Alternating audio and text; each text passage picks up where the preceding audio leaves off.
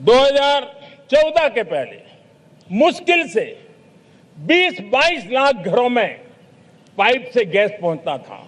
आज 1.25 करोड़ घरों में पाइप से गैस पहुंचाने का काम हो रहा है। 12 वर्ष पहले देश में सोलर एनर्जी की कैपेसिटी सिर्फ 2 गीगावाट थी। 2 गीगावाट, आज 160 गीगावाट हमने प्राप्त किया है लक्ष्य। मेरे प्यारे देशवासियों, मैं एक और जानकारी देता हूं। हमने इसका लाभ देश के मध्यम वर्ग को, सामान्य परिवार को मिले, इस तरफ भी उतना ही ध्यान केंद्रित किया। हमने पीएम सूर्यघर मुफ्त बिजली योजना चालू की और आज मुझे संतोष है कि इतने कम समय में 50 लाख घरों का सोलर एनर्जी का काम हम आंकड़ा पार कर चुके हैं। तेजी से चल रहा है और इसके कारण हजारों घरों का बिजली बिल 0 हो गया है। हजारों घर अपनी बिजली का उपयोग करने से अतिरिक्त बिजली आज बेच करके कमाई कर रहे हैं। हर परिवार को हम इस काम के लिए 80,000 रुपया सरकार की तरफ से एक एक परिवार को मदद दी जा रही है। तब जाकर के हम इस काम को पूरा कर रहे हैं। मेरे प्यारे देशवासियों, आपको जानकर के हैरानी होगी, ये जो हमारी रेलवे है उसका इलेक्ट्रिफिकेशन का काम हमारे देश में 1925 में शुरू हुआ था। 1925 में इलेक्ट्रिफिकेशन का काम शुरू हुआ, लेकिन 90 साल में 1925 से लेकर के 90 साल में सिर्फ 30% रेल का इलेक्ट्रिफिकेशन हुआ था। यानी 90 साल में 30%। हमारी रफ्तार देखिए, लक्ष्य को पाने के लिए हमारी दौड़ देख लीजिए। हमने एक दशक के अंदर 100% काम पूरा कर दिया। 90 साल में 30%, 10 साल में 70%, ये होता है काम। और इसके कारण डीजल जो हमें बाहर से लाना पड़ता है उसकी बचत हुई, बिजली से हमारी ट्रेनें चली, पर्यावरण को फायदा होने लगा। मेरे प्यारे देशवासियों, हम यहां से नहीं रुके हैं। हम दुनिया के अंदर पीछे रहना नहीं चाहते। पिछले दिनों आपने खबर सुनी होगी, भारत ने ईंधन का नया क्षेत्र को भी छू लिया है। देश ने पहली हाइड्रोजन से चलने वाली ट्रेन शुरू कर दी है और मुझे खुशी है, ये सबसे लंबी ट्रेन है और सबसे ताकतवर ट्रेन है और दुनिया में हाइड्रोजन ट्रेन के क्षेत्र में भी भारत ने अपना झंडा गाड़ दिया है।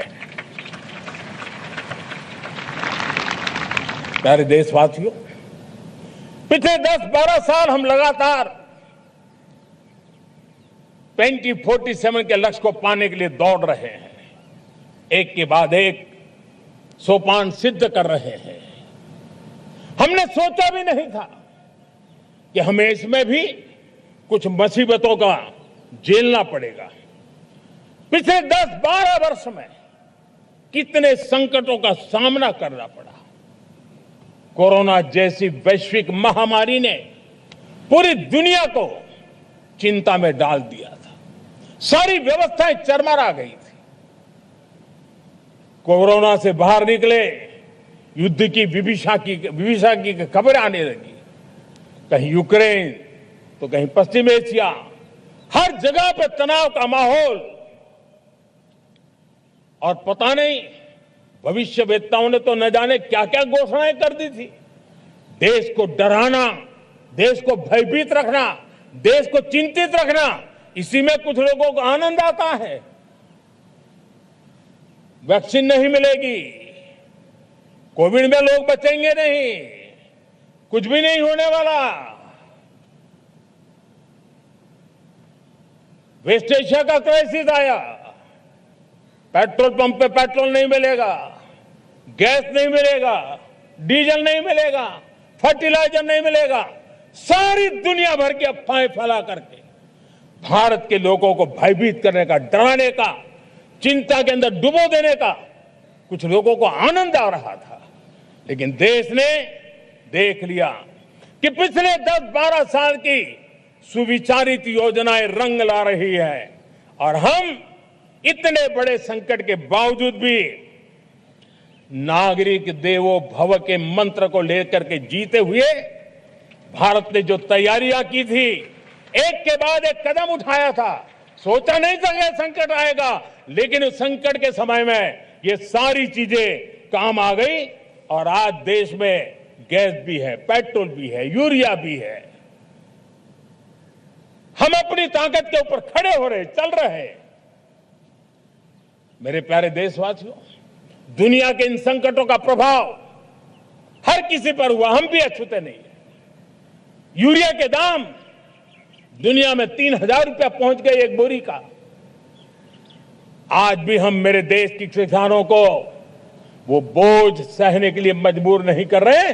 सरकार अपने कंधों पर वो बोझ उठा रहा है और दुनिया से जो 3,000 रुपया में यूरिया का बोरा हमें मिलता है, वो हमारे किसानों को हम सिर्फ 300 रुपये में दे पाते हैं। इतना ही नहीं, डीएपी आज दुनिया में बाजार 5,000 पहुंच चुका है, लेकिन मेरे देश के किसानों को दिक्कत ना हो इसलिए 1,350 रुपए में आज भी डीएपी देने का काम हम कर रहे हैं।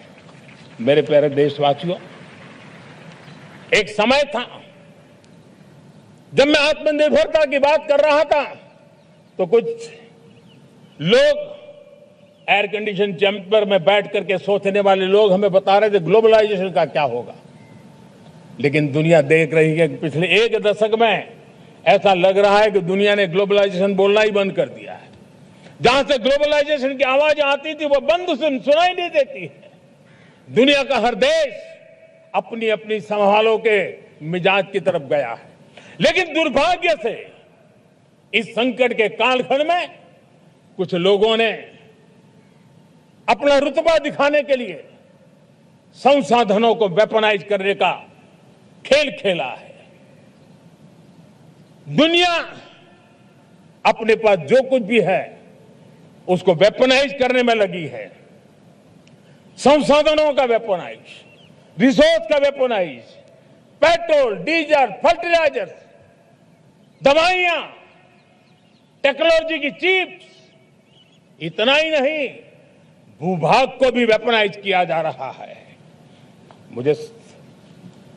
और ऐसे समय अगर हम आत्मनिर्भरता मंत्र को लेकर 10 साल सही दिशा में न चले होते तो हम कल्पना कर सकते हैं कि ऐसी चुनौतियों का मजबूती से मुकाबला कैसे करते हैं। और हमारी तैयारियां निरंतर बढ़ती जा रही है। मेरे प्यारे देशवासियों, दूसरी तरफ आज भारत का प्रोफाइल पूरी तरफ बढ़ रहा है। आज भारत दुनिया के लिए एक स्वीकृत और सम्मानीय देश के रूप में बन रहा है। भारत के पास स्थिर पॉलिटिकल मैंडेट है, स्थिर सरकार है, भारत का वाइब्रेंट लोकतंत्र है, भारत का मजबूत न्याय तंत्र है और हम सबको दिशा देने वाला भारत का संविधान है। और अब दुनिया हमारे इन सामर्थ्य को पहचानने लगी है और इसलिए 2014 के बाद दुनिया करीब 40 देशों के साथ हमारा एफटीए एग्रीमेंट हो रहा है। अब देखिए कितना बड़ा अवसर आया है। लेकिन ये जो ट्रेड एग्रीमेंट्स हुए हैं ये एक बहुत बड़ा अवसर है और इसलिए खास करके मैं मेरे एमएसएमईज को कहना चाहूंगा कि हमें इस मौके को छोड़ना नहीं है। दुनिया में हमें पहुंचना है। भारत के उत्पाद की हर चीज विश्व के बाजार में पहुंचे। और चाहे हमारा टेक्सटाइल हो, हमारी मशीनरी हो, हमने दवाइयां हो, हमने मौका छोड़ना नहीं है। लेकिन वैश्विक जो पैरामीटर्स हैं, उस पैरामीटर को हमें पार करना होगा। हमें दुनिया से जो मिलता है उसे अच्छा देना पड़ेगा, दुनिया में जो मिलता है उसे सस्ता देना पड़ेगा। और पंजाब के लुधियाना से लेकर के तमिलनाडु के तिरुपुर तक हमारा टेक्सटाइल सेक्टर दुनिया में पहुंच सकता है। इतना ही नहीं, केरलम से लेकर के गुजरात और तमिलनाडु से लेकर के बंगाल, ये हमारा समुद्री तट, हमारे मछुआरे भाई बहन आज इस एफपीए के कारण हमारे श्रिप यानी झींगा, उसके एक्सपोर्ट की बहुत संभावना बनी है। हमारे सी फूड की दुनिया में पहुंच बनने की संभावना पड़ी हुई है। और इसलिए मैं चाहूंगा कि हम इस परिस्थिति का फायदा उठाते हुए, हम आगे चलते हुए, हम इन कामों को पार करने के लिए प्रयास करें।